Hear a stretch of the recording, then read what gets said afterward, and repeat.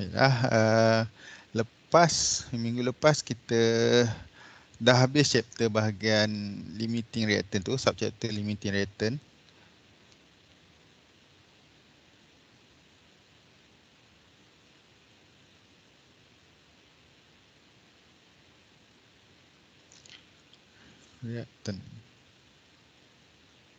Okay, so kita revise balik beberapa perkara tentang limiting reactant. Tugas bila soalan limiting reactant ni keluar, tugas awak adalah first kita kena balance equation. Okay, so cara nak balance equation, kita kena tahu dia tu equation apa daripada soalan. Okay, daripada soalan.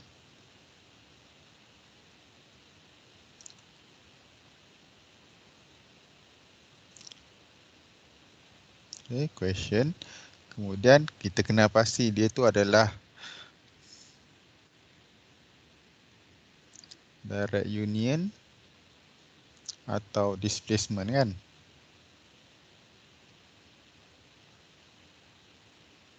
Okay. Seterusnya kita dah kena pasti dia tu. Jadi kita bentukkan equation tu. Okay.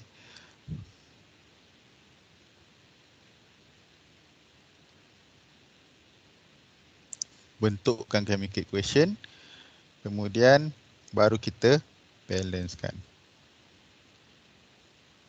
Balancekan equation. So tu step untuk balancekan equation lah. Okay.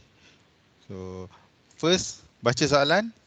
Tengok pada soalan. Apa yang terlibat. Catat semua. Okay. Berapa mol ataupun berapa gram. Okay. Kedua. Bila dah tahu soalan. Kenal pasti dia tu direct union atau displacement. Tak kenal pasti pun tak ada masalah. Okay. Yang penting awak tahu. Okay.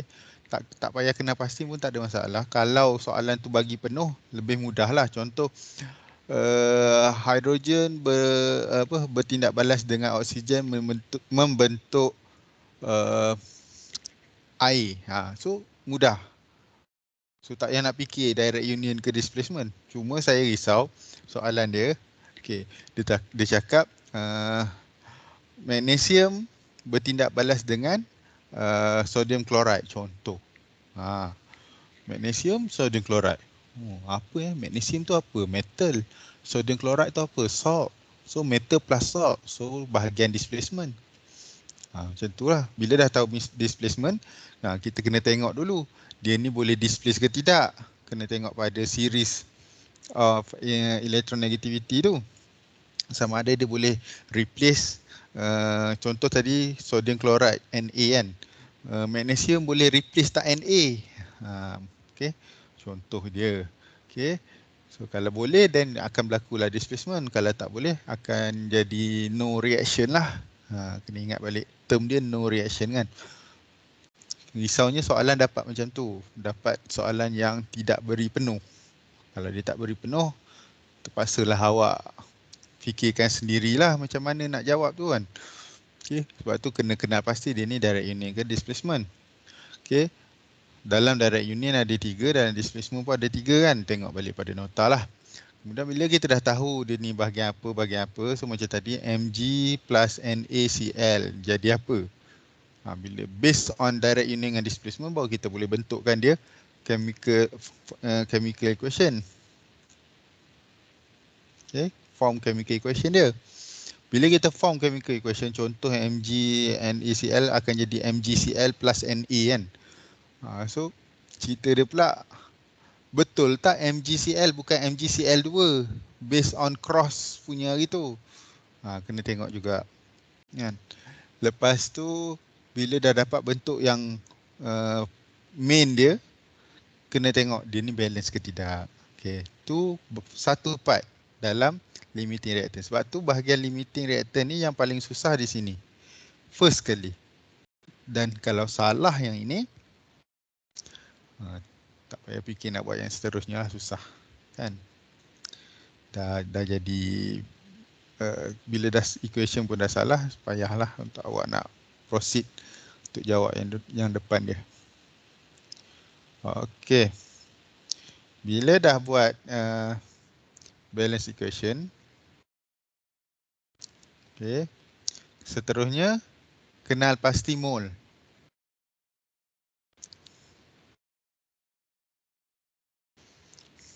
Mol of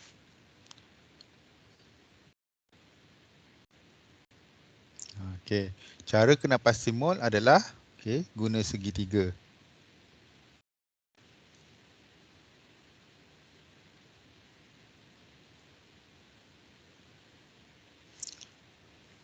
Ataupun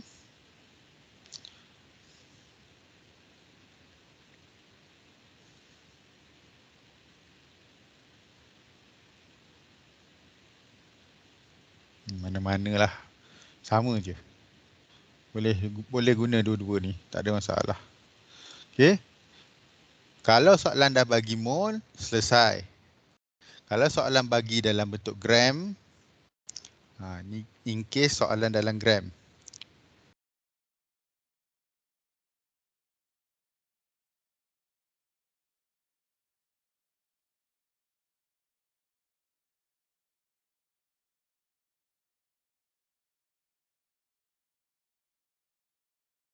Okay. In case question give weight ataupun mass of the substance lah, dia bagi dalam bentuk gram. So cerita dia daripada gram per mol ni kita boleh cari dalam periodic table.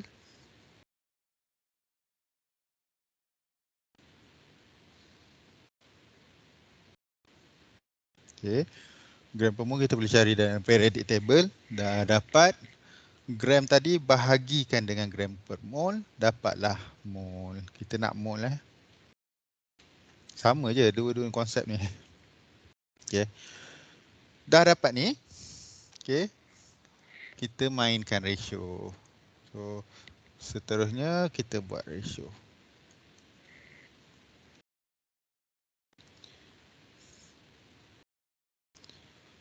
Okay, saya padam dulu.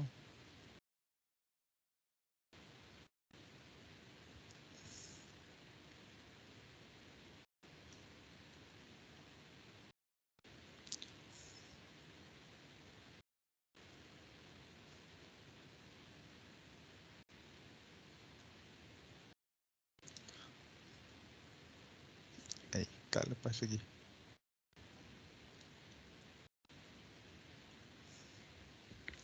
So kita kena compare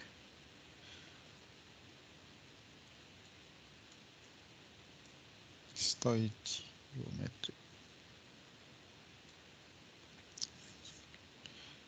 Stoichiometric number atau equation dengan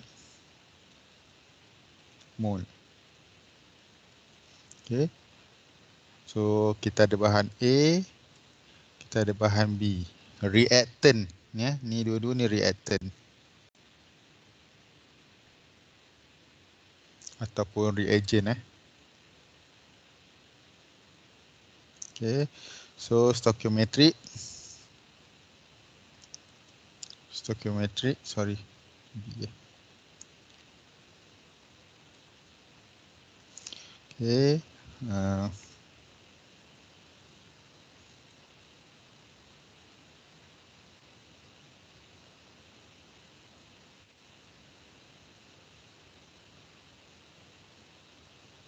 Okay, mol.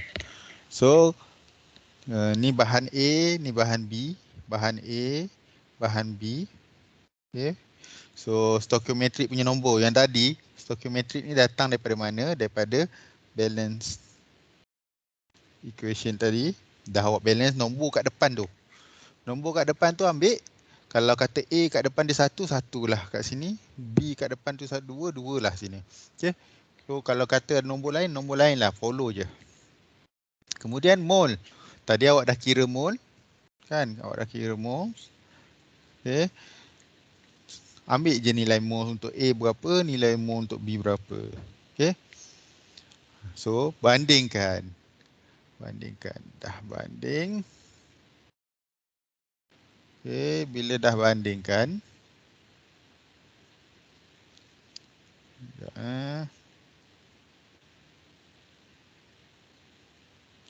Bila kita dah bandingkan moles tadi, apa yang kita kena buat adalah kita cari yang mana limiting.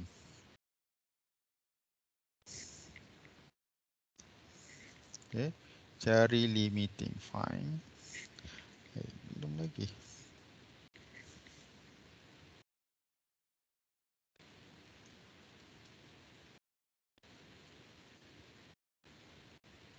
Ini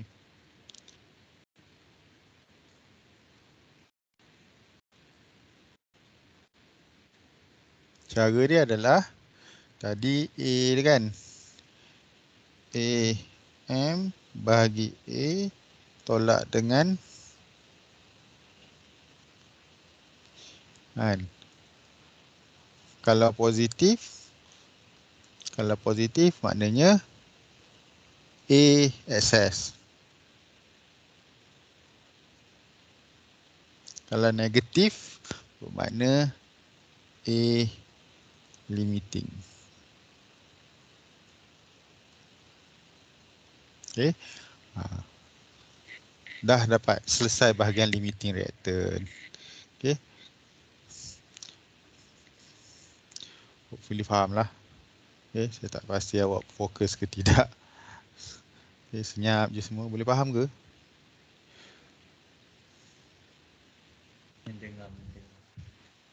Mendengar Fokus Okey, dah dapat yang tu. Tengoklah pada soalan. Kalau dah berhenti, habislah. Kalau belum berhenti, dia mungkin akan tanya weight of X, yes. Okay. So sebelum sebut pasal weight of excess tadi tu, yang tadi kita kena mention dalam bentuk ayat, mentionkan dalam bentuk ayat bahawa A adalah excess ataupun B adalah excess, macam tu. A adalah limiting ataupun B adalah limiting, macam tu lah. Bila reaction reach completion, macam tu. Okay. So tengok balik ayat tu dalam nota. Kemudian kalau kira pada weight pula, weight of excess, so tadi yang kita dapat nilai positif tu, biasanya kalau weight of excess, salah satulah yang mana-mana positif kan. Yang mana satu yang kalau kata A tadi tolak B dapat negatif, maknanya nilai negatif tu adalah pada B. Kalau dia dapat positif, nilai tu adalah excess bagi A. So, kira dia punya mole, dapatkan mole dia tadi yang kita dah tolak. Okay, mole bahagi dengan gram per mole. Dapatlah gram. So, sebenarnya ni adalah segitiga jugalah.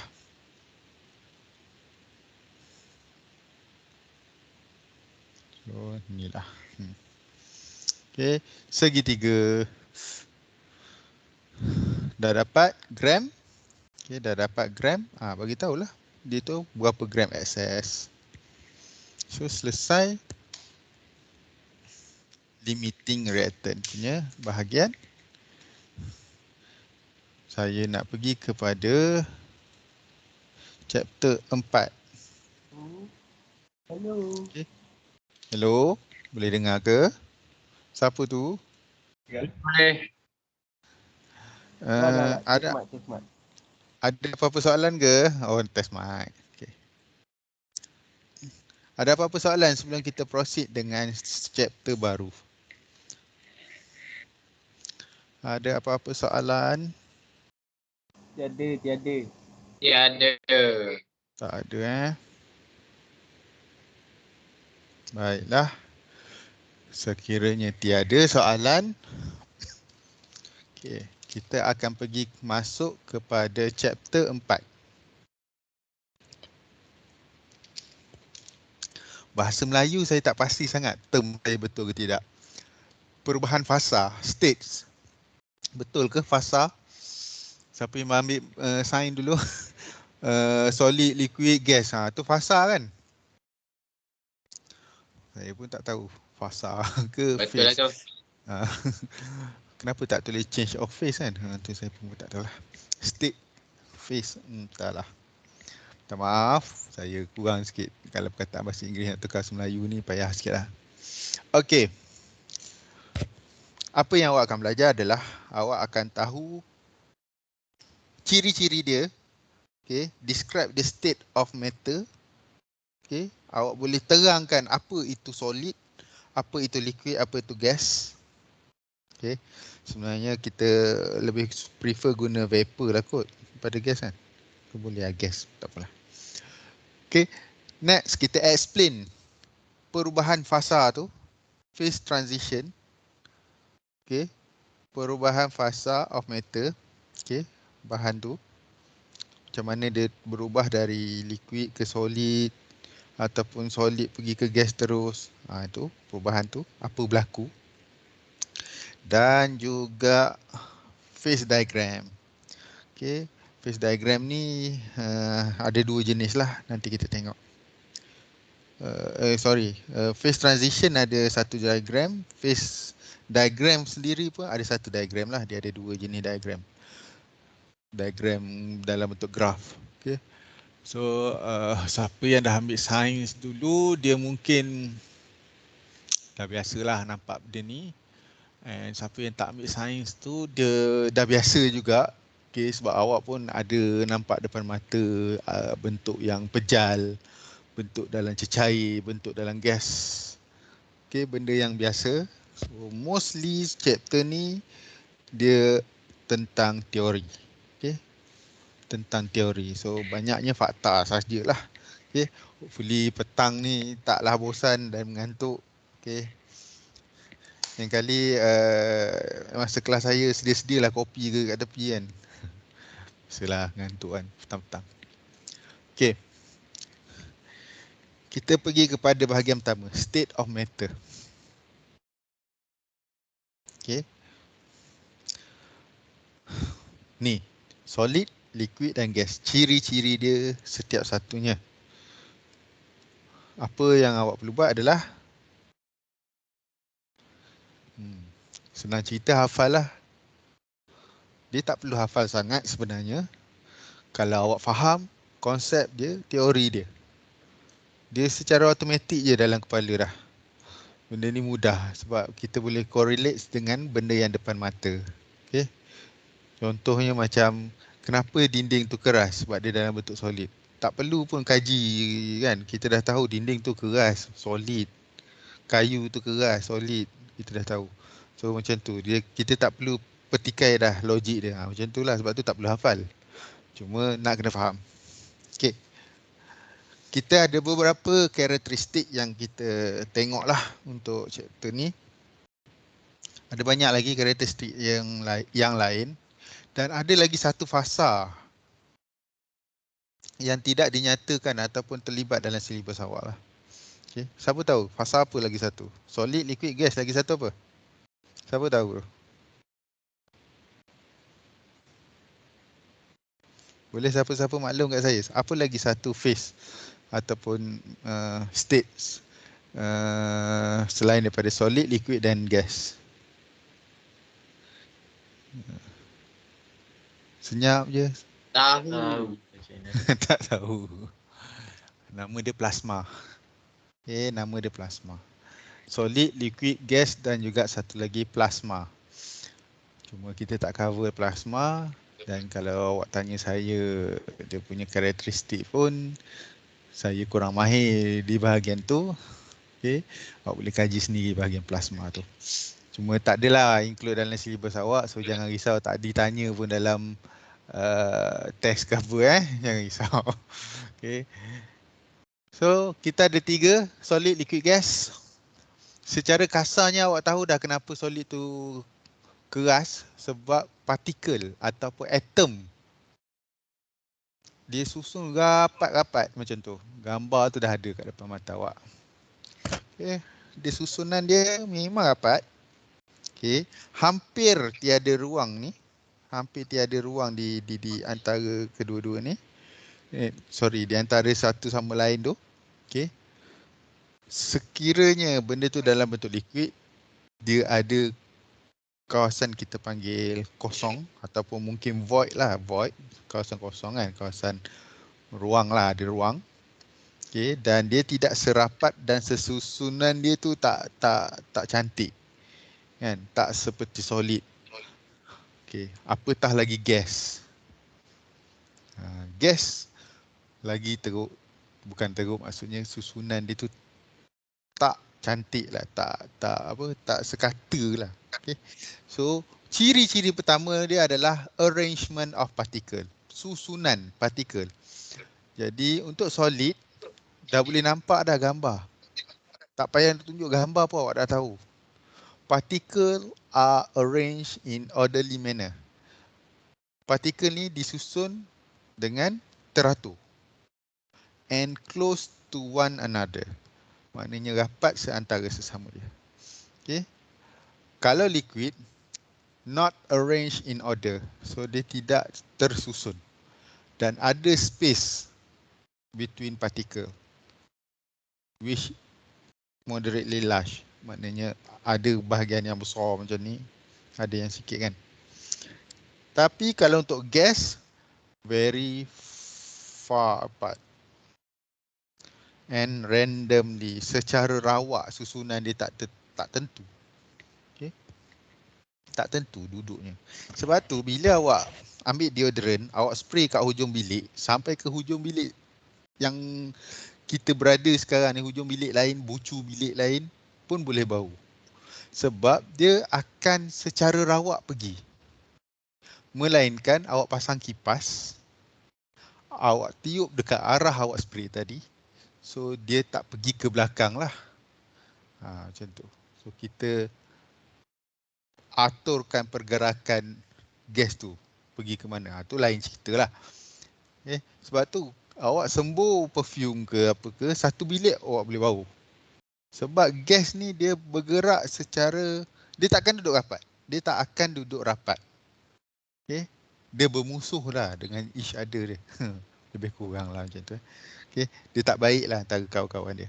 Kalau liquid ni dia ada geng-geng lah. Dekat-dekat je kan. Dekat-dekat je. Kalau solid, best friend ever lah kan.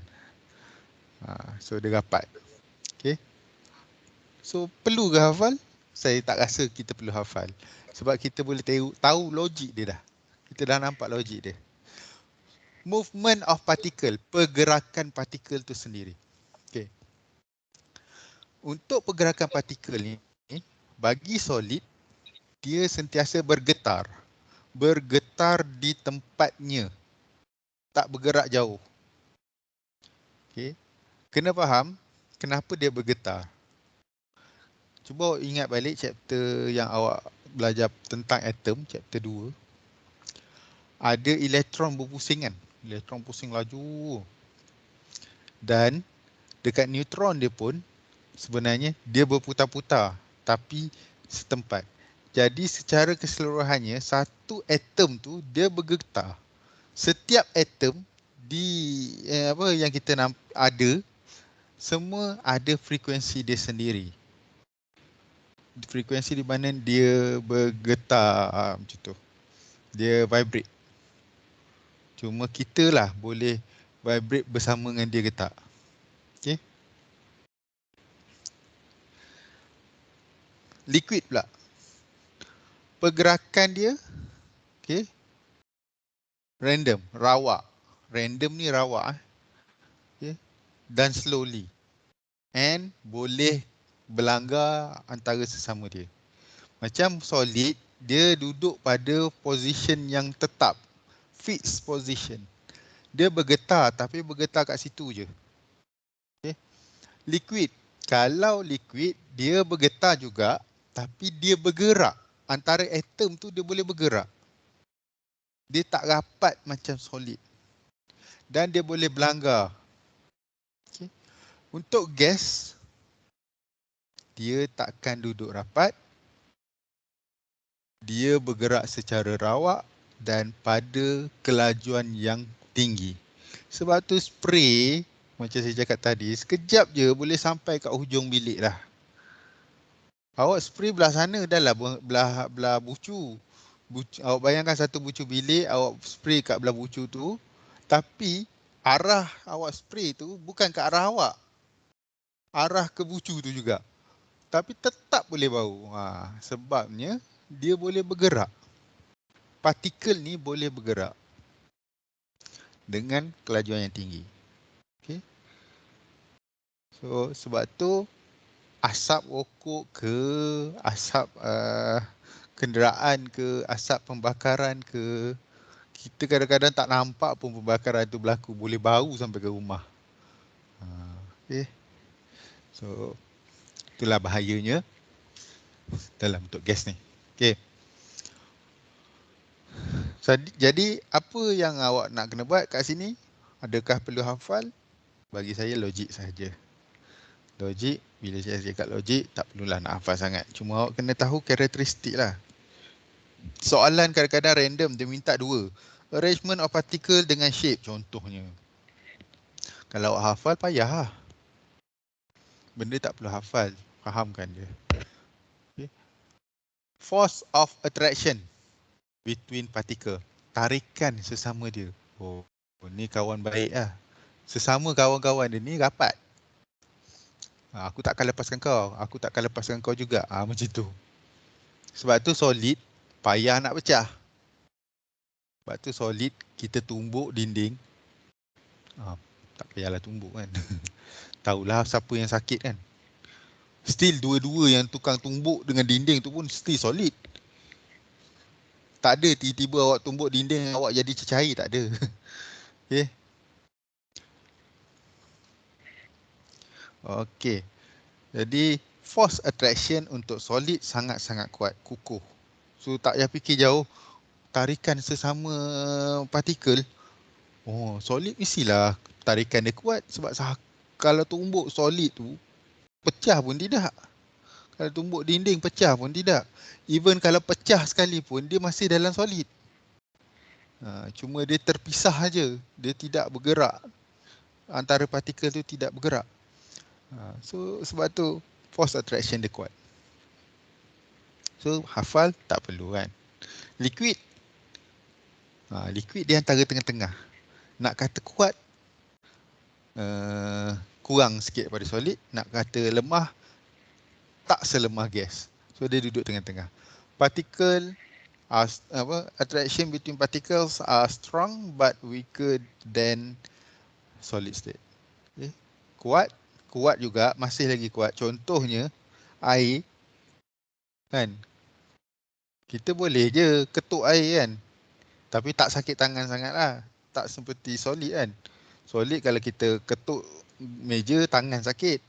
Air kalau kita ketuk air, kalau kena angle dia, tak sakit lah. Kan? Kalau tersalah angle, terasa jugalah. Dia strong, tapi weaker than solid state. Lemah daripada solid lah. Kalau gas, nak ketuk apa pun tak nampak lah.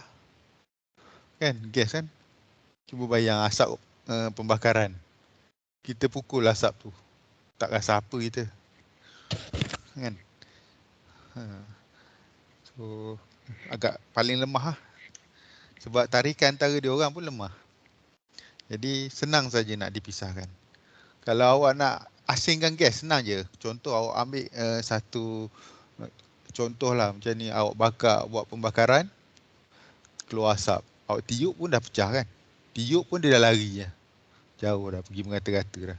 Tapi cuba awak tiup solid. Yang habis nafasnya awak lah. Okay, sampai sudah tak bergerak. Tak payah ambil susah lah. Tiup botol air pun, botol air kosong pun payah kan. Kalau liquid, kita boleh tiup, nampak dia bergerak, berayun lah. Macam ada wave kan, ada ombak kan, berombak lah. Tapi tak juga bergerak. Macam tu lah. Mudah je, kita ambil analogi yang mudah untuk nak jawab soalan setiap satu ni. Ability to be compressed. Kebolehan untuk dimampatkan. Cubalah mampat solid. Memanglah tak. Ambil besi. Mampat kan. Dengan tangan awak. Payah. Bukan tak boleh. Sebab tu dia tulis very difficult. Bukan tak boleh. Kalau tak boleh nak mampat. Okay. Solid kalau tak boleh nak mampat. Contoh besi kalau tak boleh nak mampat. Macam mana orang boleh buat bentuk-bentuk kan. Besi ni kan. Dia boleh 5/4. Okey. Tapi agak sukar. Okey. Sebabnya partikel tu susun dia rapat-rapat. Kan? Pada lukisan tu awak boleh nampak. Cuba awak bagi daya pada solid tu. Payah nak bergerak sebab dia susun dengan keadaan teratur. Orderly manner. Dia tersusun. Sesuatu kalau tersusun, bila awak tolak dia agak ketat sikit lah nak bergerak kan. Boleh, tapi agak sukar. Kalau liquid, dia nak kata tak boleh dikompres tu masih lagi tidak boleh dikompres secara mudah. Okay. Masih lagi tidak boleh dikompres secara mudah. Contoh awak ambil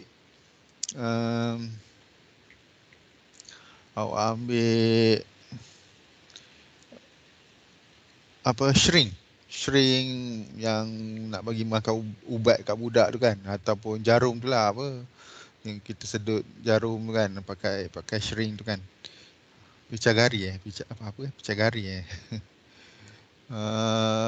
cuba masuk ke air.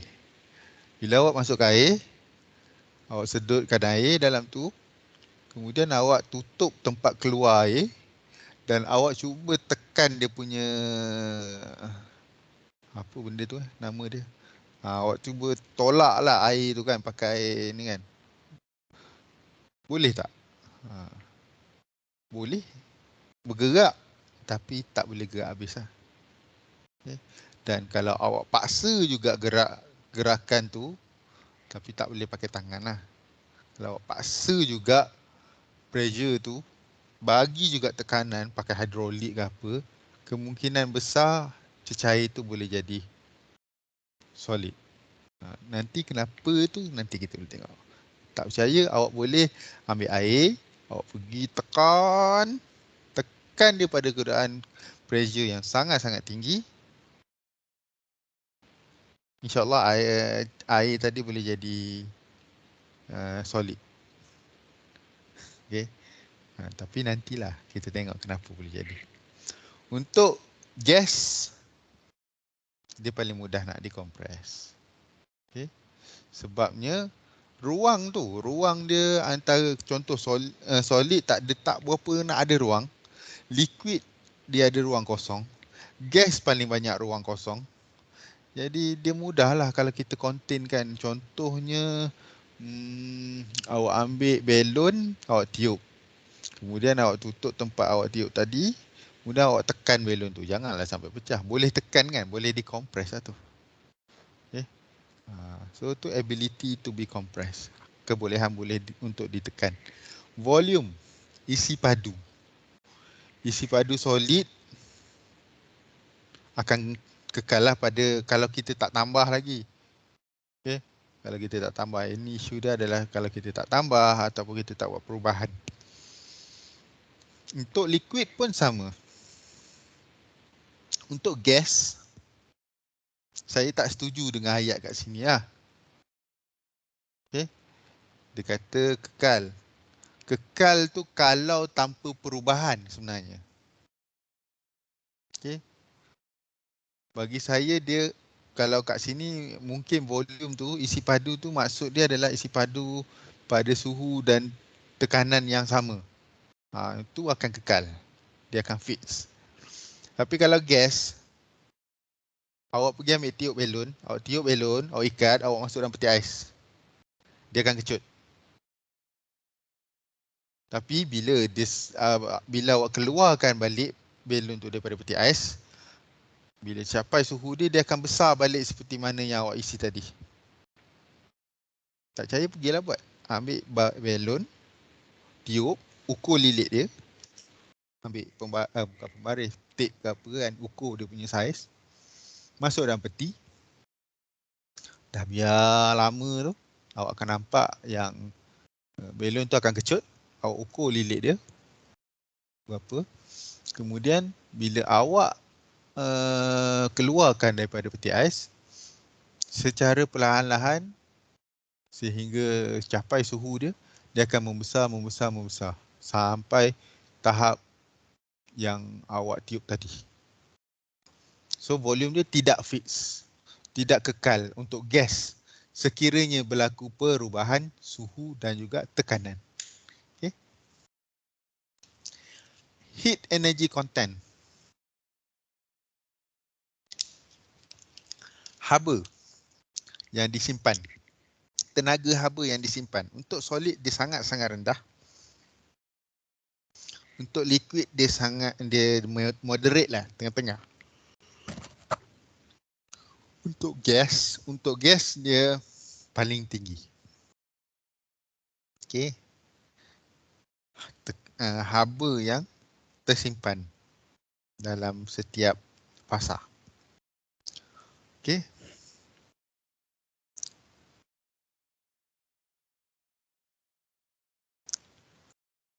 Kenapa gas paling tinggi? Okey, cuba fikir. Untuk dia bergerak secara laju dalam arrangement of particle, gas dia beritahu the particles are very far apart and randomly arranged. Dalam movement of particle untuk gas, the particle move randomly in all direction at great speed, pada kelajuan tinggi. Jadi cuba awak fikir. Kalau awak nak berlari dengan laju, awak perlukan tenaga yang banyak. Okay. Simpanan tenaga awak perlu tinggi. Kalau awak tiada tenaga ataupun daya upaya kan, senang cerita, awak takkan boleh berlari. Sebab tu dalam heat energy content, gas menyimpan tenaga yang paling tinggi, manakala liquid tengah-tengah dan solid paling rendah. Okay, hopefully boleh faham tu. So perlu hafal ke tidak? Soalan saya untuk setiap satu ni, perlu hafal ke tidak? Kalau nak hafal pun yang heat energy content je lah kot. Tapi bagi saya tak payah nak hafal lah. Okay, sebab dia logik. Dia logik ni mudah je. Contoh, kenapa sekarang cerah? Sebab siang. Perlu hafal ke tu? Cerah mesti siang. Perlu hafal ke? Tak perlu kan? Sebab logik lah. Shape. Bentuk. Untuk solid dia fix. Dia kekal lah bentuk dia. Asal datang petak, petak lah dia. Tak ada tiba-tiba bila sampai satu masa dia akan jadi segitiga. Tak ada. Kalau solid. Untuk liquid, sebelum saya proceed ke liquid, ni cerita dia kalau tak ada daya yang diberi. Sekiranya saya beri daya pada solid, tiba-tiba saya tumbuklah satu solid tu jadi bentuk segitiga. Tu lain cerita Okay. Ini cerita dia kalau tak ada daya yang tambahan.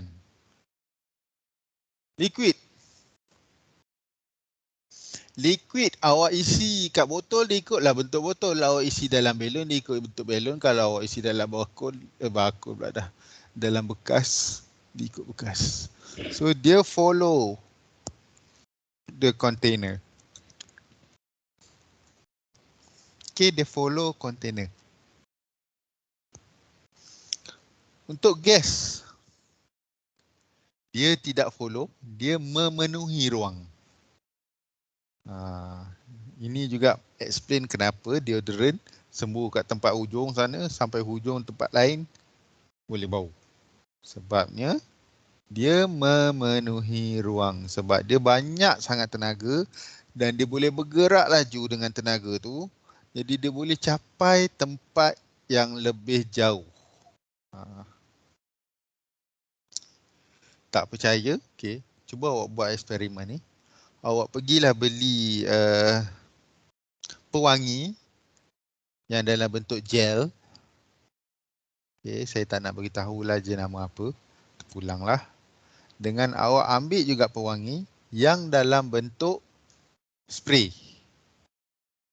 Dan awak juga boleh ambil pewangi dalam bentuk liquid.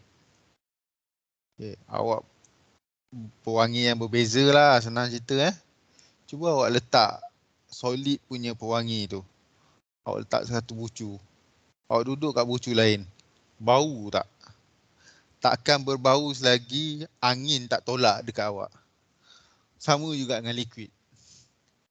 Tapi gas, kalau awak spray belah hujung sana, kalau tanpa ada daya ataupun angin yang tiup pada gas tu, dia boleh capai ke hujung lain, tempat lain.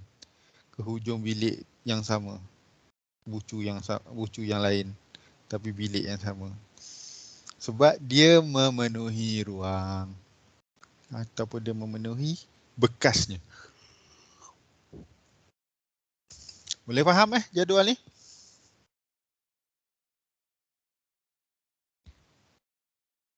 Oh, tak ada respon Boleh, boleh. Boleh. Bisa. Nanti cari spray. Oi, Boleh, teruk buat boleh. eksperimen. Okey, ni contoh-contoh karakteristik yang ada lah.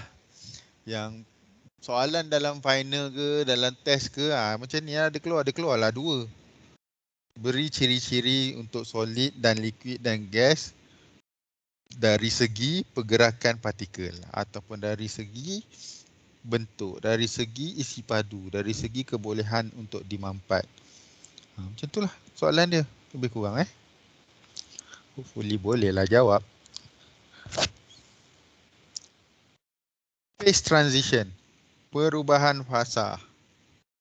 Okay. Apa tu phase transition?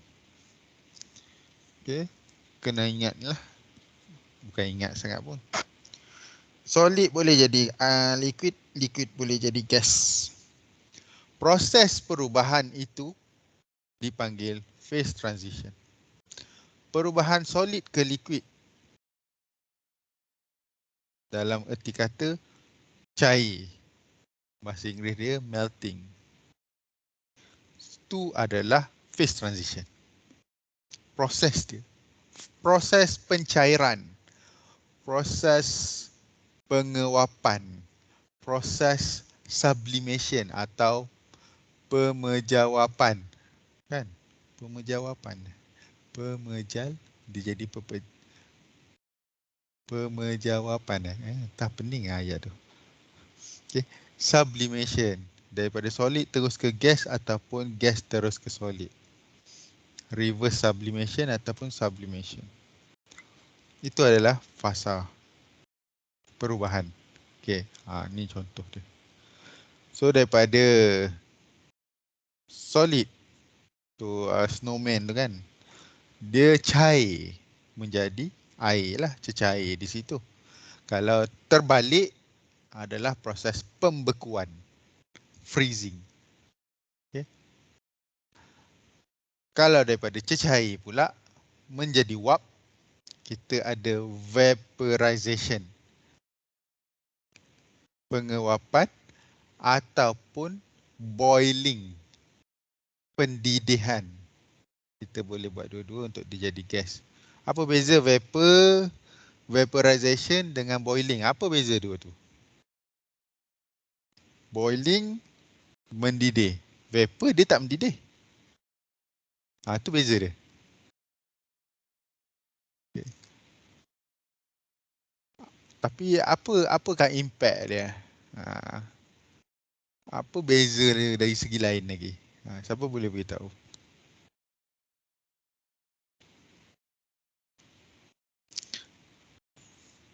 Senyap je. Tak tahulah tu kot. Vaporization ni, cecair boleh jadi wap. Tapi dia tak capai takat didih pun. Air dalam botol. Contoh, hari ni awak tanda satu botol, awak isi air, awak tanda dalam botol tu. Kalau boleh, penutup botol tu sebesar periuk pun tak apa. Senang cerita awak isi air dalam periuk lah. Tapi periuk payah pula nak ukur ketinggian tu nanti. Okay. Awak isi air dalam botol, awak tanda. Esok, Kalau nak cepat awak letak kat bawah matahari. Esok awak check balik air tu sama level tak. Kalau air tu tak sama level, mana hilang air tu. Okay. So kita apply konsep thermodynamic law yang pertama hari tu. Tenaga tak dapat dicipta atau dimusnahkan. Dia boleh berubah. Jadi air tu dia tidak dimusnahkan. Dia berubah menjadi wap air. Tapi Cik Nas, bukan ke suhu takat didih air adalah 100. Tapi vaporization Cik Nas cakap tak sampai pun takat didih. Ya memang dia tak sampai takat didih pun. Okay. Dia tak sampai pun takat didih. Kalau tidak, baju awak kat rumah tu yang duk basuh tu takkan kering. Kalau tak ada proses vaporization ni. So, erti kata lain kalau dalam bahasa kasar kita, kering kan lah. Kering tu bukanlah dari segi nak mendidihkan. Takkanlah kita nak rebus kita punya baju dalam periuk kuali belanga kan. Sampai suhu 100. Nak bagi dia kering, kononnya. Tidak. Okay. Kita kenakan sedikit haba ataupun pada suhu bilik pun. Okay. Kita ada macam-macam lagi konsep yang kita boleh guna pakai pasal vaporization ni. Okay. So, dia panggil apa saya lupa, nanti kita tengok. Nanti ada dalam chapter ni, saya tak silap saya.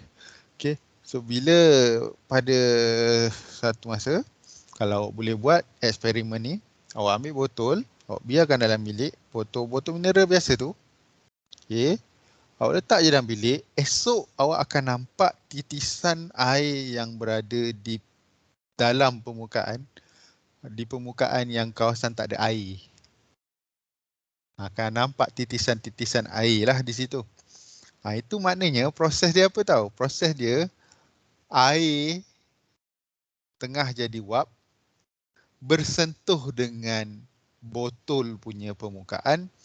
Bila botol punya permukaan tu sejuk daripada suhu dia sekarang, dia jadi cecair balik. Dia jadi cecair balik, di mana kita kenal pasti sebagai kondensasi. Okay. Proses kondensasi. Okay. Dia jadi vapor, dia terlibat dua benda, vaporization dengan condensation. Sebab tu awak boleh nampak wap air pada botol. So nak buat eksperimen, buat lah. Mudah aja. Okay. Tapi nak bagi tahu, biasanya vaporization ni berlaku hanya pada permukaan air. Dia tidak berlaku di dalam air. Okay, dalam air yang dalam lah, ataupun bahagian bawah air tu kan. Dia hanya berlaku di permukaan. Okay. So tu beza vaporization dengan boiling, pendidihan. Gas. Lepas vaporization dia menjadi gas. Sekiranya gas tu menjadi cecair dengan cara memberi gas tu sentuh sesuatu bahan yang sejuk daripada suhu dia sekarang. Tak percaya? Boleh pergi didihkan air ke, ataupun tadi proses saya cakap tengok botol tu ke. Okay. Ataupun awak pergi hembus nafas awak je dekat cermin, awak boleh nampak wap air. Tapi jangan bau pula. Nak bau gosok gigi dulu. Okay. So kalau daripada segitu, sebab apa dia jadi cecair balik kat situ? Sebab contoh awak hembuskan nafas awak di permukaan cermin. Cermin punya suhu adalah lebih sejuk biasanya berbanding sekeliling.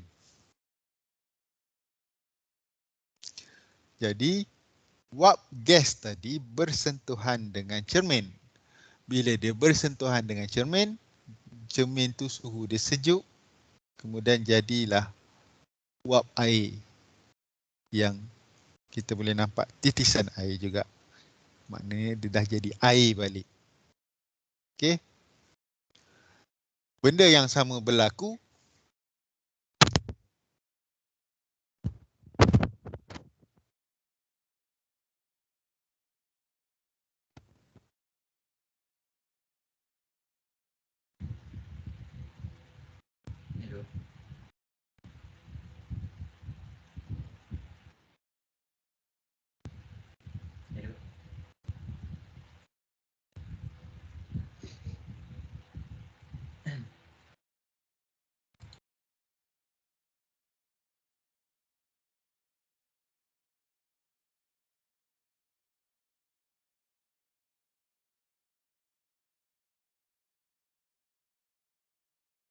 Cik Nah tak dengar suara.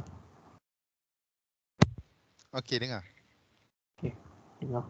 Sorry Dari tadi ke? Baru je. Baru je. Okey.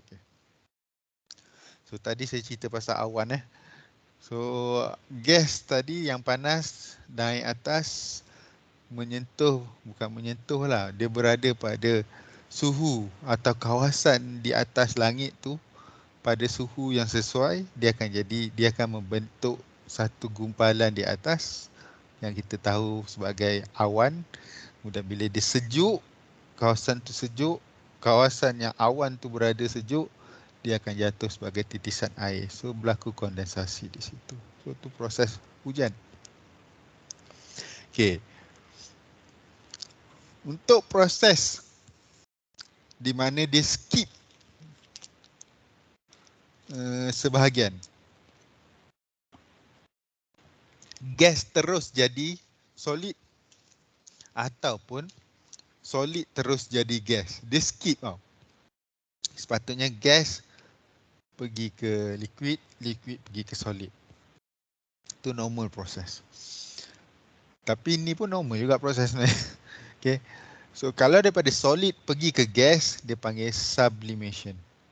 Daripada gas pergi ke solid, kita boleh panggil reverse sublimation ataupun ada macam-macam proses juga.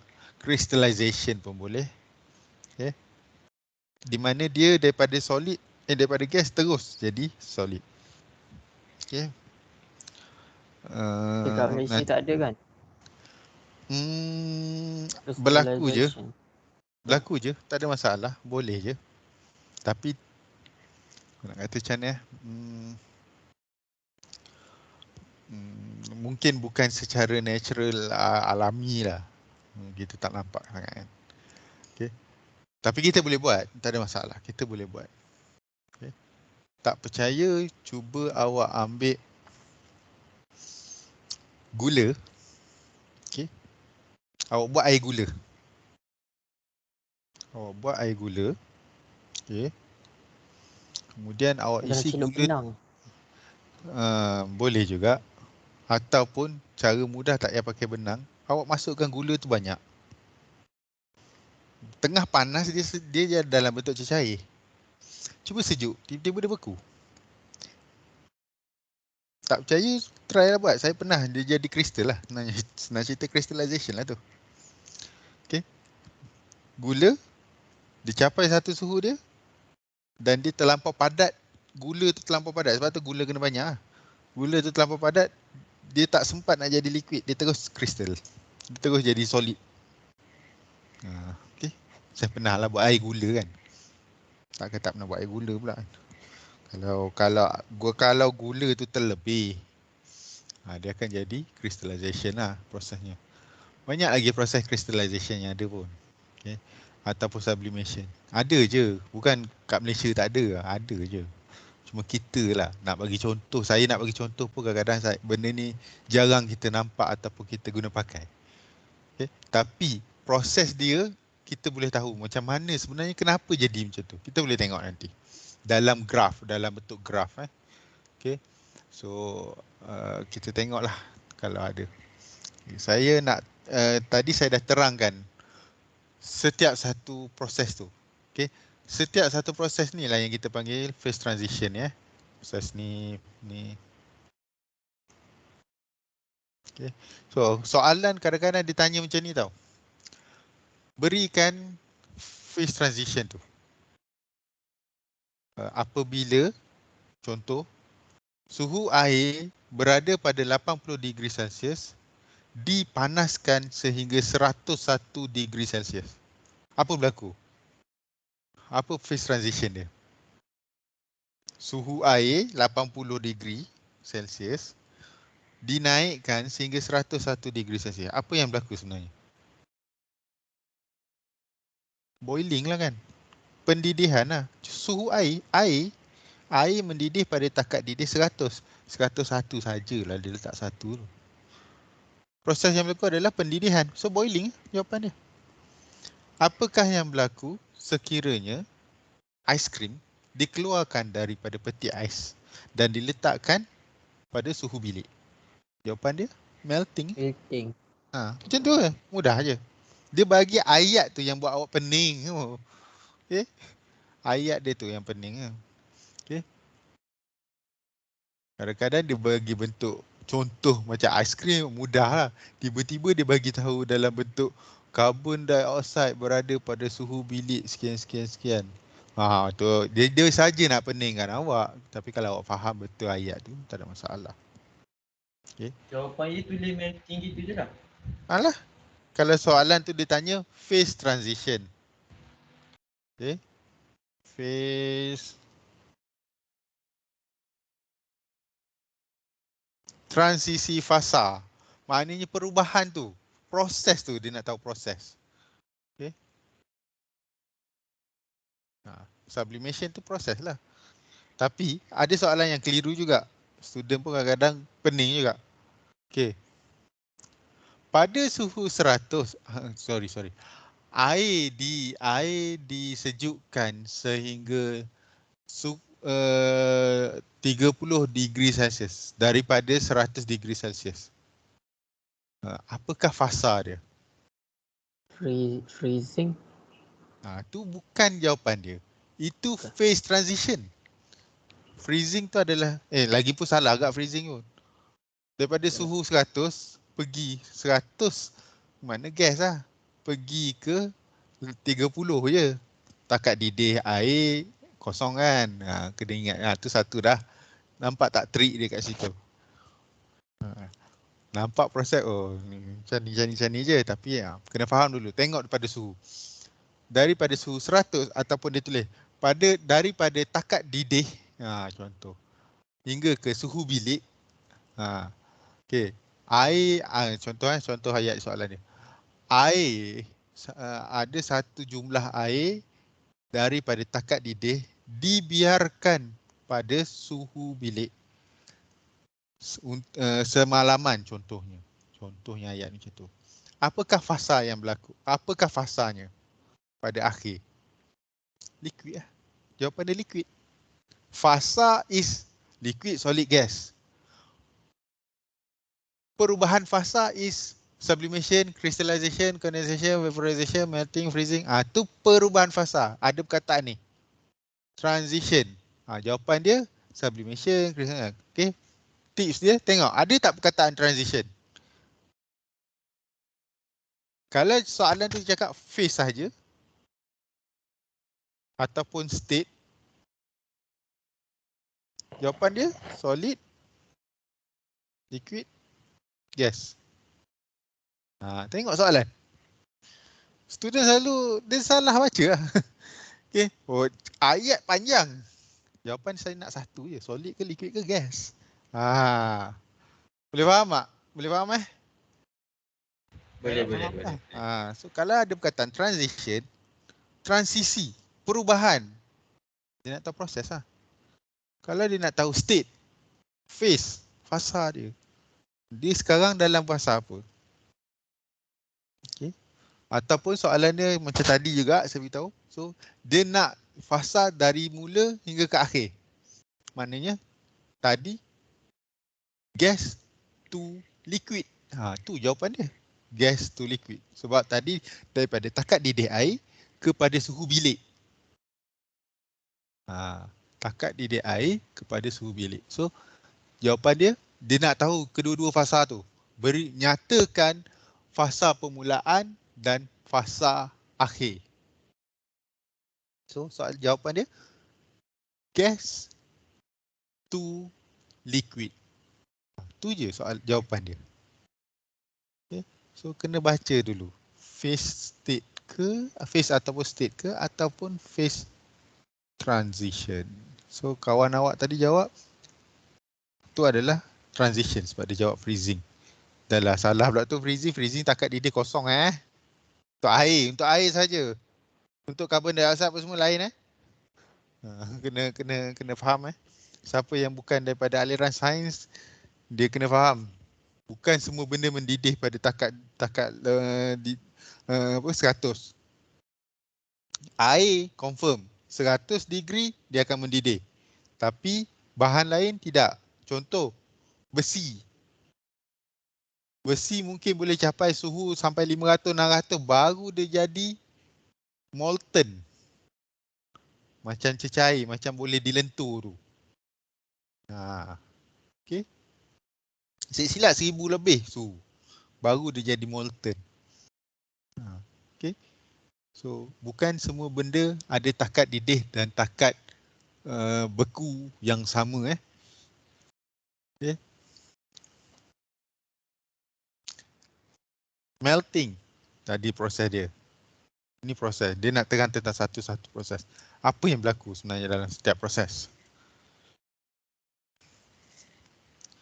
Okay. Sebelum saya proceed, semua lepas ni ada kelas ke? Tak ada. Tak ada. So, saya habiskan sampai proses setiap proses tu dulu. Melting, dia adalah daripada solid to liquid.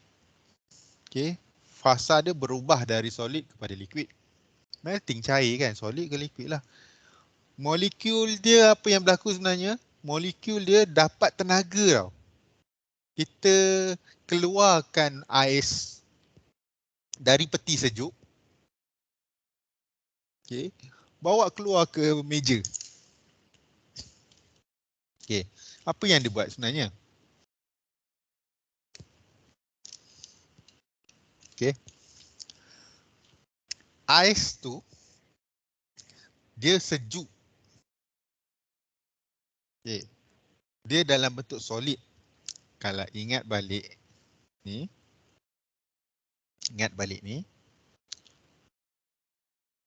Semua-semua yang pada solid ni, okay.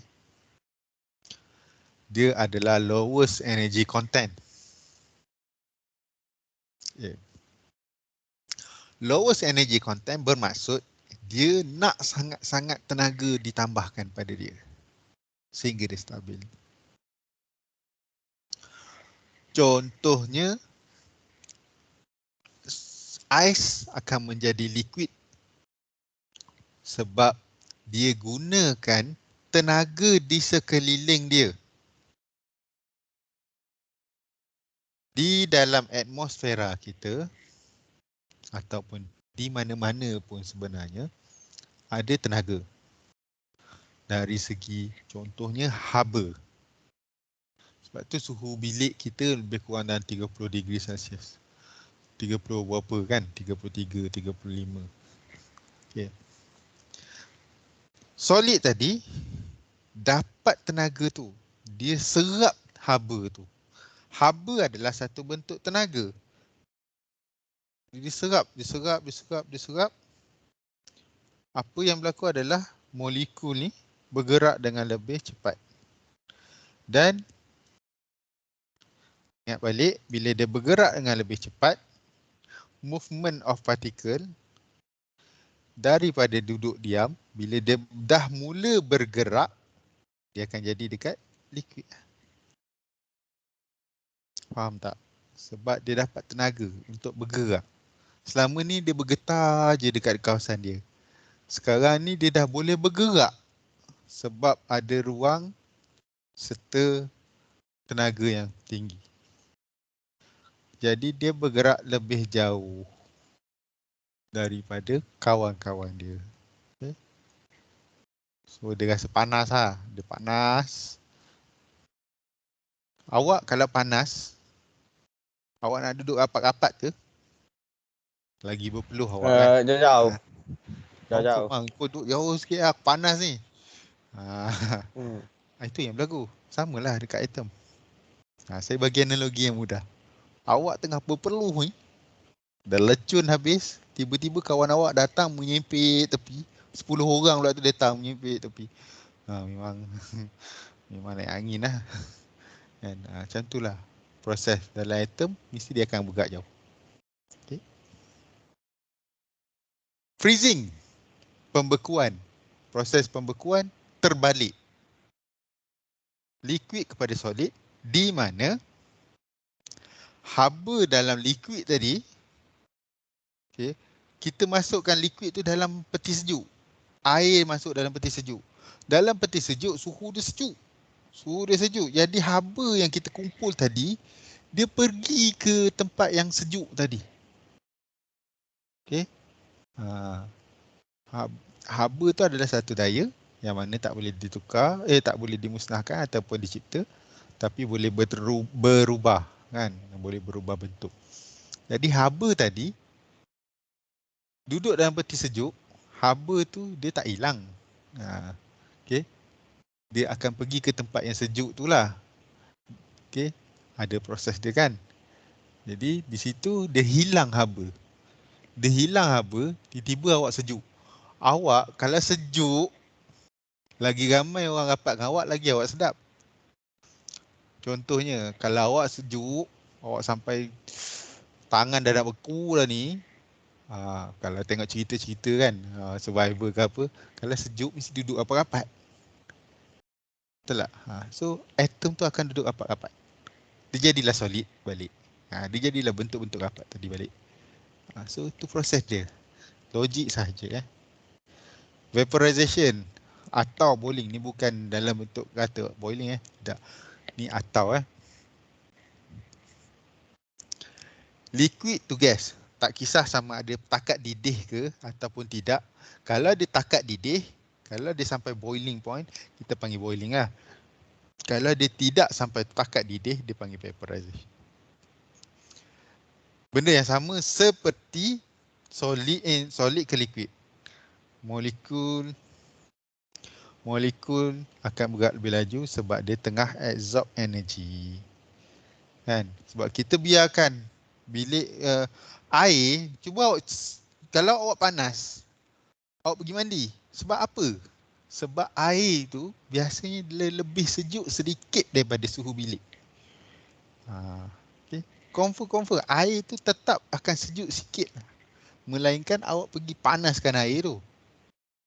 Walaupun dia duduk dalam bilik sama dengan awak tadi, air tu akan tetap lebih sejuk berbanding sekeliling dia. Okey. Jadi bila air tu sejuk, sekeliling dia tu panas, dia akan serap sedikit haba, terutamanya kalau vaporization pada permukaan air. Kemudian berlakulah perubahan pergerakan molekul yang mana dia bergerak lebih laju sedikit, dan macam saya cakap tadi, bila dah panas sikit dia akan bergerak jauh. Terbalik kepada evaporation pula.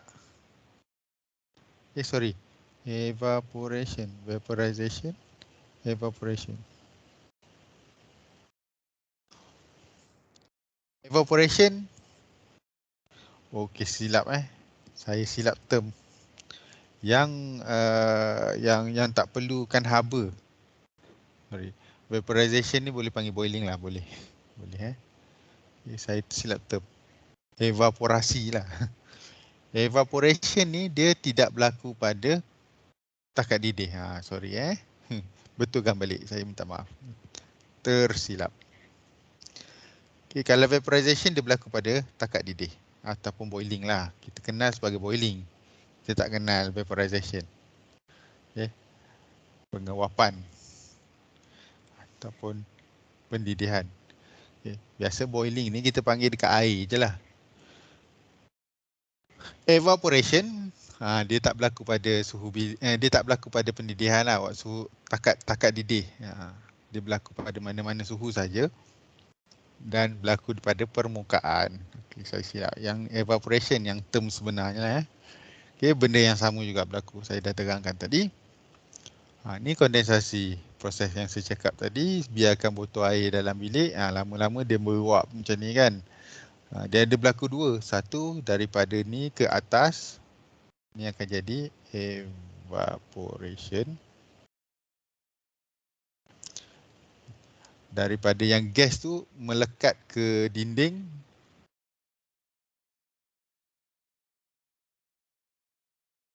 so dia tak berlaku satu proses, dia berlaku dua-dua. Kalau dia berlaku satu proses saja, dia takkan berlaku condensation lah. Condensation takkan berlaku kalau evaporation ni tak berlaku jugalah. Okay. Kalau pada closed system lah kita panggil closed system, maknanya tak ada terlibat bahan luar. So cecair ni akan jadi wap, terutamanya pada permukaan ni. Okay, permukaan ni. Okay. Dia akan jadi wap dan plastik ni lebih sejuk daripada air. Lebih sejuk daripada gas tu, wap tadi. Dan bila dia bersentuh, jadi dia akan sejuk. Bila dia sejuk, dia akan ada titisan di sini lah, keliling ni. Okay, soalan yang saya nak tanya. Kenapa yang titisan ni air putih? Kenapa yang ni merah? Okay. Kenapa titisan ni putih? Kenapa tidak merah macam air ni? Fikir-fikirkan. Kenapa? Okay, kondensasi gas kepada liquid, dia terbalik. Molekul akan slow, di mana haba tu tadi, haba dia bila evaporation, dia jadi gas. Gas ni banyak tenaga. Bila dia bersentuh dengan dinding plastik ni, plastik cup ni, dia sejuk. So haba tu terlepas ke situ.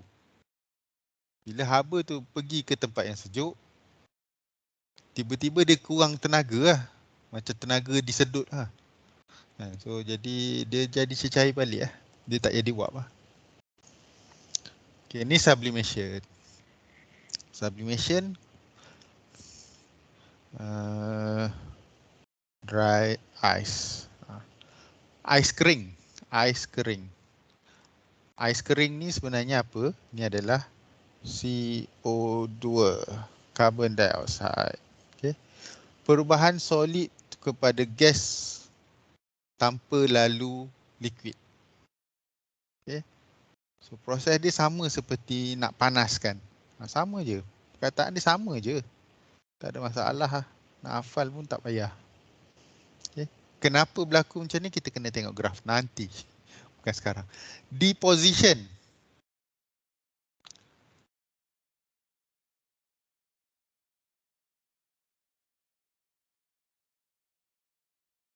Sorry.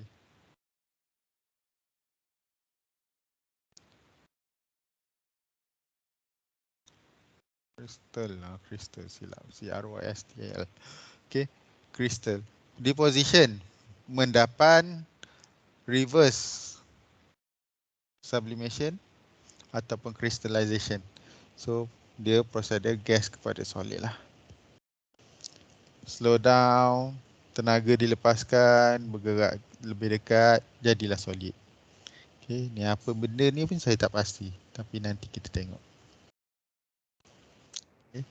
So, untuk hari ni kita stop di sini. Okay.